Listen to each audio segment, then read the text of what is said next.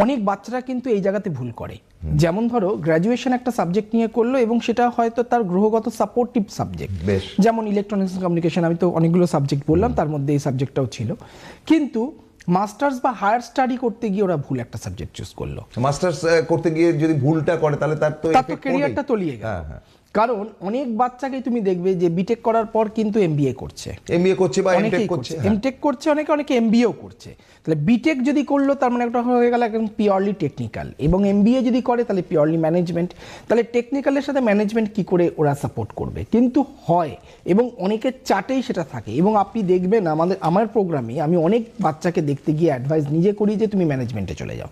ঠিক সেই রকমভাবে আমি আপনাদেরকে একটা সাজেস্ট করব, সেটা হচ্ছে প্রথমত যদি কোনো রকম এডুকেশনের দিক থেকে সমস্যা হচ্ছে আপনার, যেমন একদম শিশুদের ক্ষেত্রে যেটা সবথেকে ইম্পর্টেন্ট হয় সেটা হচ্ছে যে কিভাবে স্ট্রিম চুজ করবে। স্ট্রিম চুজ করার থেকেও আগে হচ্ছে বোর্ড চুজ করা। মানে একদম শিশুদেরকে অনেক বাবা মারা এসে জিজ্ঞেস করেন যে দাদা আমি কোন বোর্ডে দেবো, সিবিএসসি না আইসিএসসি নাকি কোনো ইন্টারন্যাশনাল বোর্ড, অথবা আমি স্টেট গভর্নমেন্টের কোনো বোর্ডে দেবো কিনা।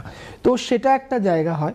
এবং তার পরবর্তীকালে যদি কোনো বাচ্চার সঠিক স্ট্রিম, সঠিক সাবজেক্ট এবং সঠিক জোন চুজ করতে হয়, কেরিয়ার রিলেটেড এডুকেশন চুজ করতে হয়, তাহলে আমি বলবো একদম 7 বা 8-এ এসে যোগাযোগ করুন। কারণ 7 বা 8-এ কোনো বাচ্চাকে যদি পাওয়া যায় তাকে তৈরি করার অনেকটা সময় পাওয়া যায়।